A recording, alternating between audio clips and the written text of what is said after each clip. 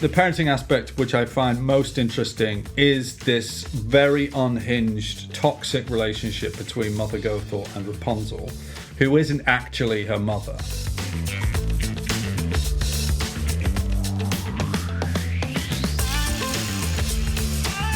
Hello and welcome to Popcorn Parenting, a show about parenting through Pixar princesses and Disney's dragons. With me is the reformed mythologist known as Nate Morgan Locke. Hello to you, Nate. Hello, James Cary. And today we're talking about the movie Tangled.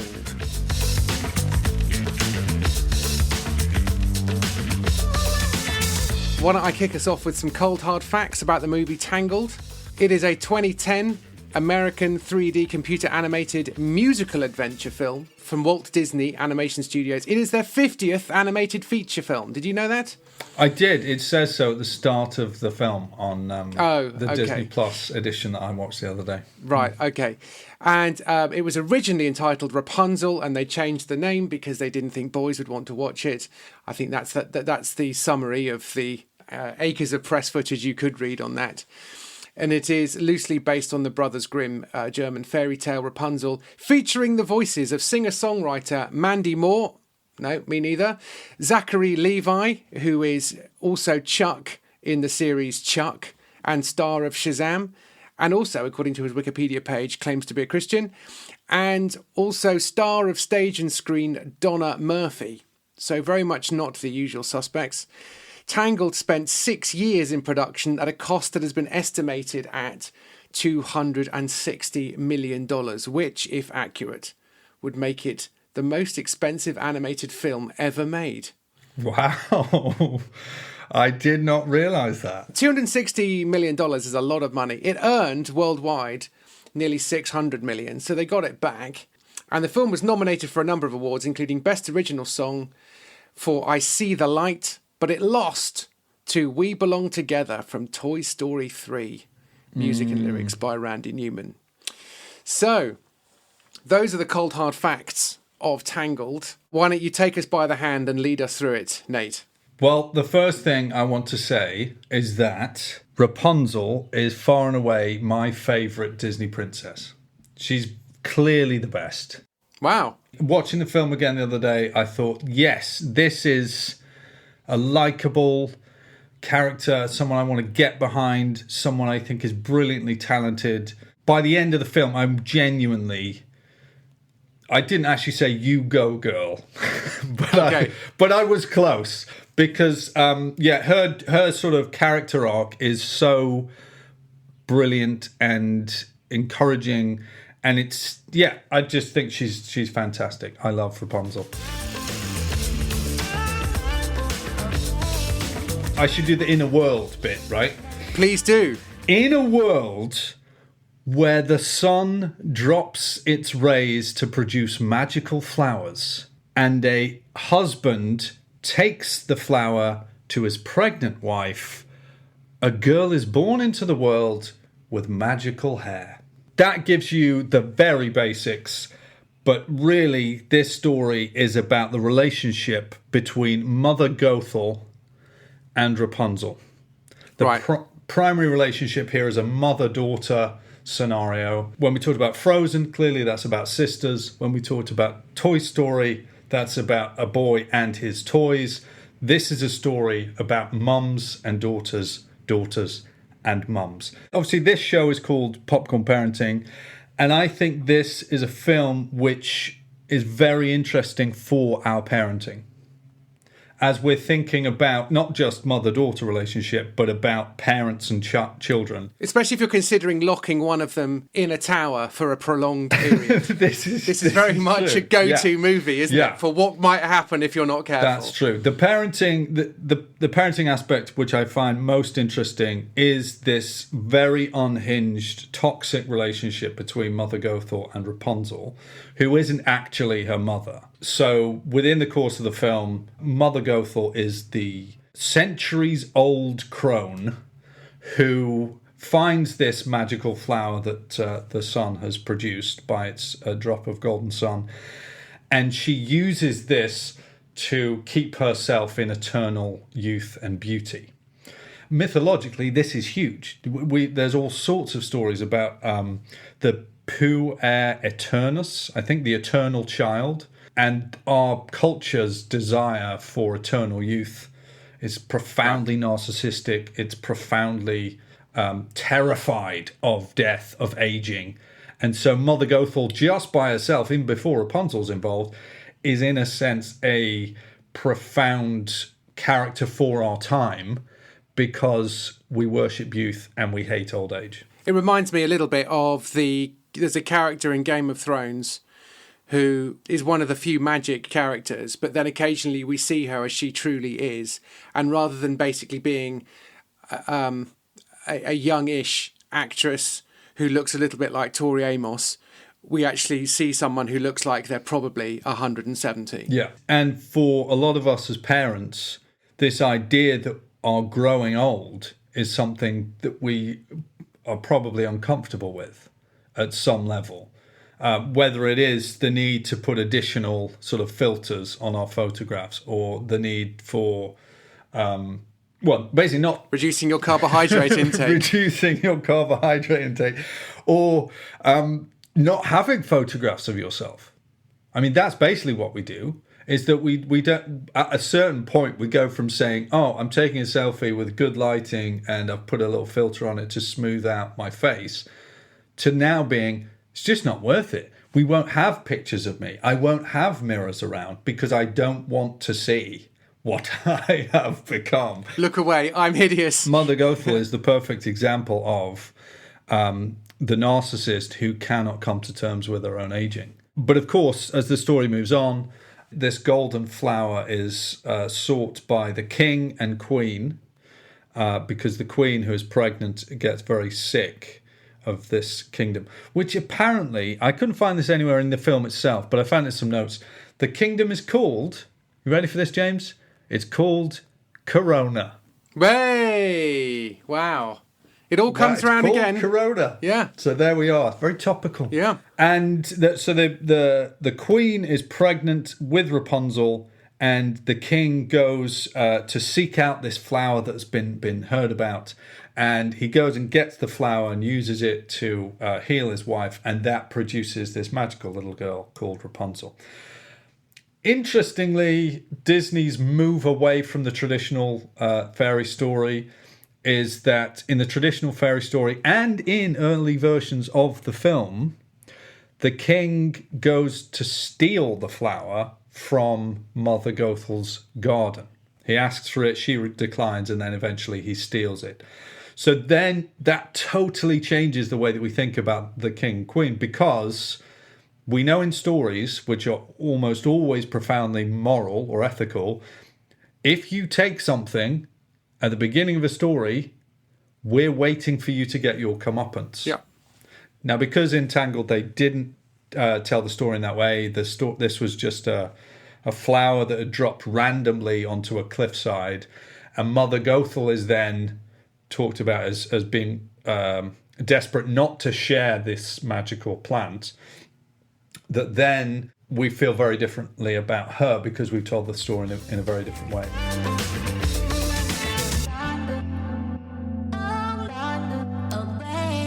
So that's kind of the setup. So you've now got a child who has basically been trapped. But what's fascinating is Rapunzel's not actually locked in the tower.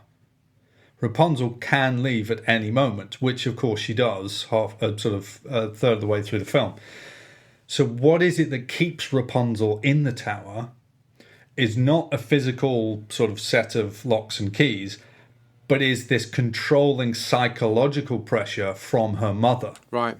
So her mother is constantly sort of saying, oh, and now I'm the bad guy. Oh, you must do this thing for me, sweetie. Oh, you couldn't possibly. And I mean, she's so well played. I think as Donna Murphy plays Mother Gothel, is absolutely outstanding in creating this really manipulative woman who controls this daughter, and a daughter who is basically constantly feeling guilt that she's going to let her mother down, so she dare not leave. She's told that it's protective. And we obviously, what we know in the story is that the only reason Rapunzel is still around the only reason Rapunzel's there is because effectively Mother Gothel's feeding off her. Yeah. She's using her to stay eternally Yes. young. And that's just really quite wicked. And interestingly, later on in the film, the means by which Mother Gothel gets Rapunzel to come back to the tower willingly. Yeah. And this, you're thinking, how would someone do that if they'd tasted freedom? Surely they wouldn't. But is that, again, she doesn't use physical restraint or physical strength to overpower her. She's manipulative. She tells lies. She convinces her that Flynn Rider doesn't love her and sailed away with this crown, and that Mother Gothel is the only place of safety. And this is huge for parents. Yeah. Not only do we fear our own aging, but many of us will find it difficult to let our children go, to raise them up, to leave the nest. And we can feel quite comfortable in the some parenting dynamics. I'm the parent, you're the child, I'll do everything for you.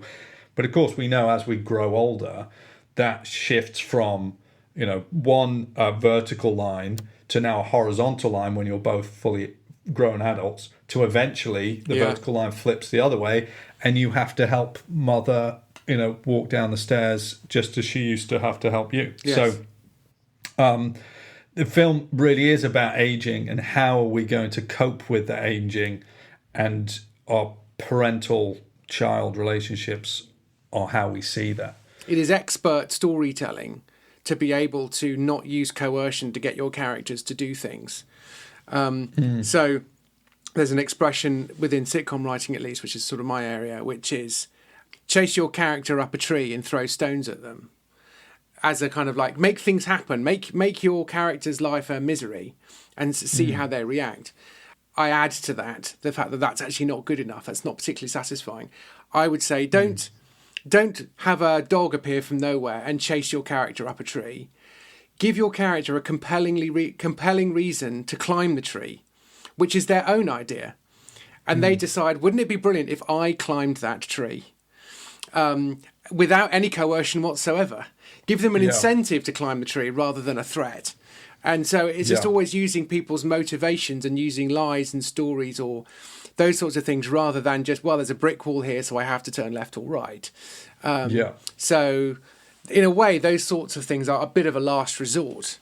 So it's really interesting to me how there's this incredible manipulation going on, which just makes the story feel very smooth, actually, doesn't it? You're not... Yeah, it does, because what it does, it makes the characters fully orbed characters, because they're not this kind of like, well, I'm bigger and stronger than you, therefore you can do what I say. Yeah. That's not an interesting character. The interesting character is the one who can plan out some strategy and enact it without it even being seen. Yeah.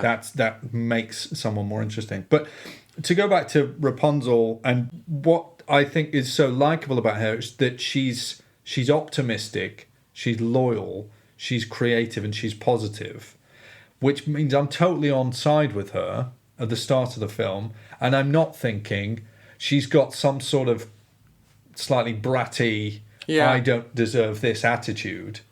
And so when it comes through at the end, when she turns the tables and sort of really finds out what's going on and confronts Mother Gothel, as I say, I nearly said, you go, girl. I mean, I'm it moved me. And that's what stories should do. Yeah. So we've thought a lot there about the main character, the setup, this parent relationship, the manipulation, all that kind of stuff.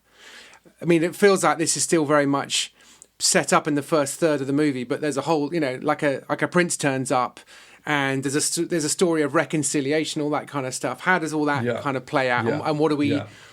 So you don't really want to talk to your kids about how you're basically manipulating them and giving them reasons not to leave home. Yes. I think one of the things that's interesting as a mythological trope or idea within Tangled is the idea of the child who is living with parents, in inverted comma, who are not their own. Sometimes for their own safety. So we get it with Moses You would think about Moses being taken and raised as Pharaoh's child. You would get it with King Arthur, in fact, is taken by Merlin as the son of Uther Pendragon. He's sort of taken away and kept safe. You get it with Harry Potter. Mm-hmm. Obviously, his sort of parents have died, but he's then raised in similar sorts of circumstances to Rapunzel. So Mother Gothel as this incredibly horrible character. A lot of similarities there with the Dursleys. And you also get it with C.S. Lewis's Horse and His Boy. Shasta, the boy we meet at the start, is the slave of Arshish, but has no recollection that he's actually the son, one of the twins of the king of Archenland. And also you get the Pevensey children themselves are sort of evacuated off to boarding school. Parents aren't really, we have no sense of their parents whatsoever. Yeah. And that is a bit of an idea, and I think people have said it before, that in Disney films you do sort of have to kill the parents sort of towards the beginning, or you at least remove the child from the parents. What's fascinating is this idea that you're in an environment, you're in a home, which is temporary, because you existed before this time in some prior relationship, which is your sort of true self, in a way. So that you're already in a secondary place. Yeah. And one of the things you can explore with that is, what does it look like to potentially return or confront that primary home or those primary parents? Okay, here's the other one. Luke Skywalker.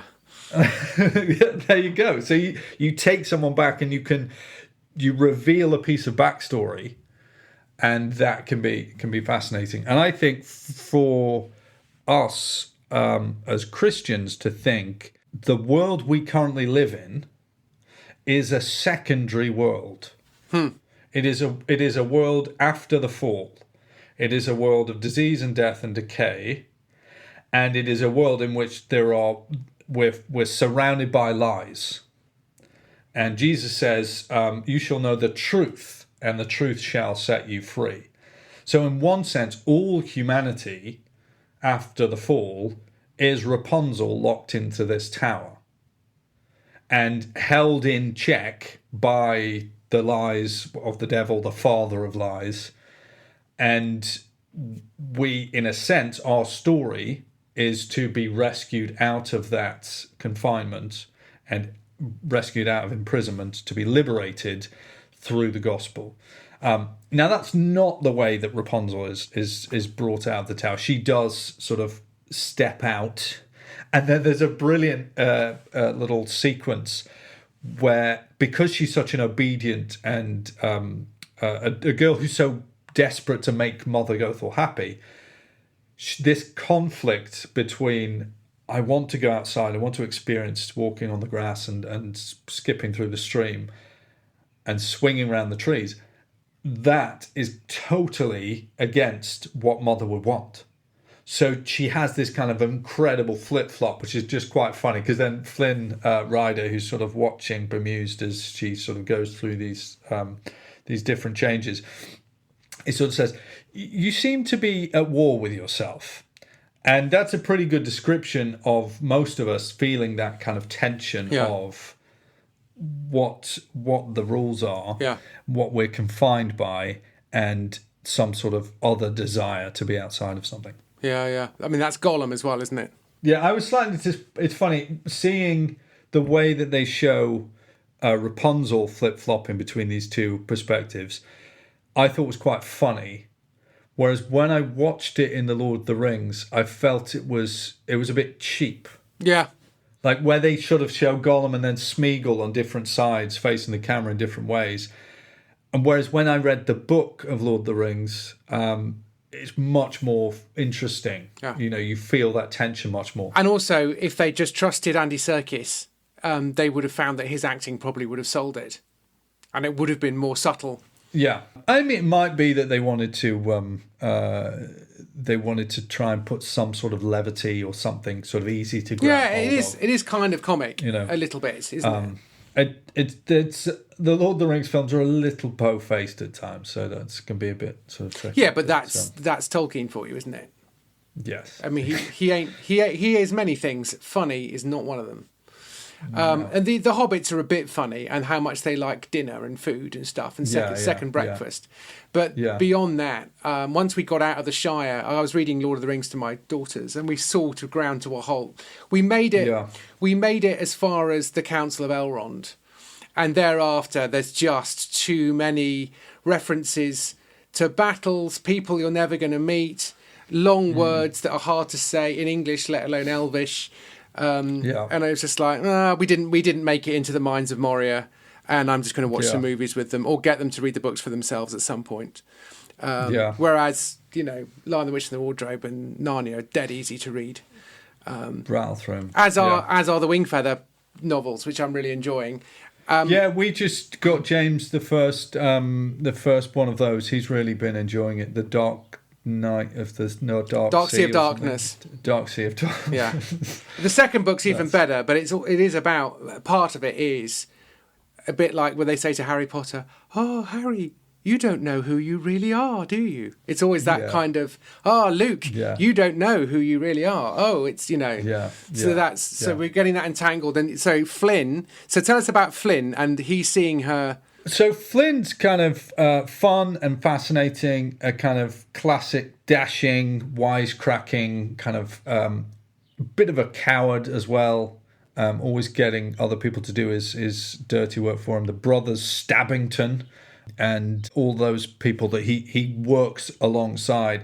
With him as well as a character, you do see a genuine character change in him through the course of the film. He's someone who does open out towards Rapunzel in a way that far too many sort of Disney princes or Disney characters, they're just very static. I mean, I find it very difficult to see a genuine character change with someone like Moana, for example. She's got like similar conflicts at the beginning. I feel that I'm supposed to have responsibility on the island, but I want to be out in the ocean. And she does have that kind of conflict. But really, she doesn't really change very much. Whereas what's so brilliant with Rapunzel is that she just steps up and confronts her abuser, basically, which is what the film's got some pretty serious elements to it. Another character who's very amusing is Maximus, the horse. So he's a palace horse, part of the palace guard, but he basically thinks he's a dog, which adds a lot more to the theory that Tangled was essentially the Disney writing team going through a kind of classic psychological disorders book and just sort of saying, what could we give this character as a psychological disorder?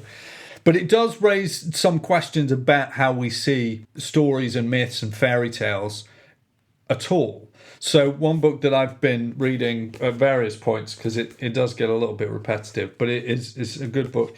I think I've mentioned it to you before, The Uses of Enchantment, The Meaning and Importance of Fairy Tales by Bruno Bettelheim. Okay. So he's a child psychologist and essentially wants to go through all the fairy tales and say, look how this fairy tale exists to help you with the great quest of your life, which is growing from immaturity to maturity. And I think that's the standard perspective, I think, when people are coming to fairy tales. It's the one that's been absorbed most, is like, well, this is really a story about growing up and leaving home.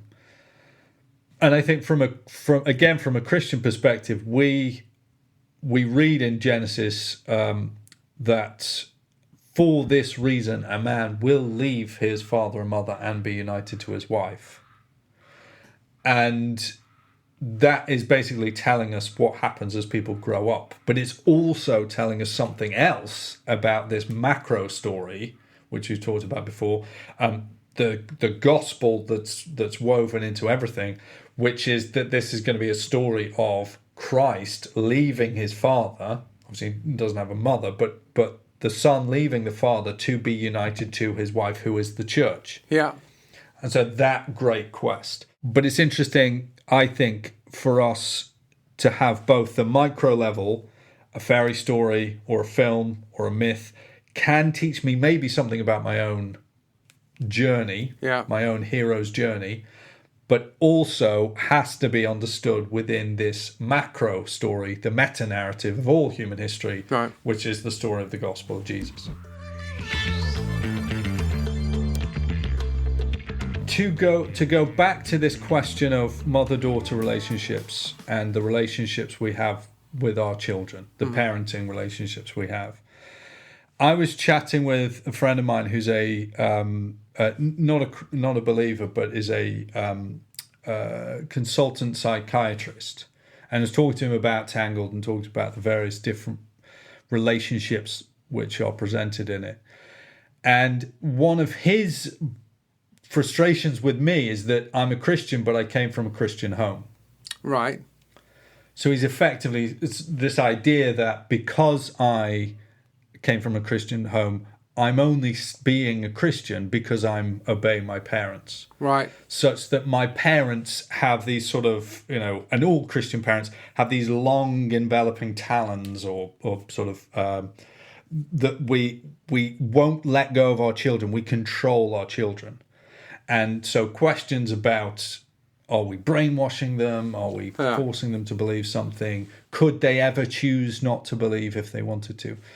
I think that raises some really, really important questions for those of us who want to be intentional about raising our children in the faith. Yeah. Is there some extent to which we are manipulative in the way that we're raising our children, such that it would break our hearts, and our children know this, and because of their natural love they have for us, they could never believe anything else. Yeah. And I had to, in some ways, I have to sit with that for a little while, but also this is where the story of Mother Gothel and Rapunzel's true parentage actually comes to our help. And it's the Christian idea of stewardship. So as Christian parents, we are responsible for our children, but not ultimately. We are only stewards of them because we are their parents in this secondary sense, in a way, that we are their earthly parents.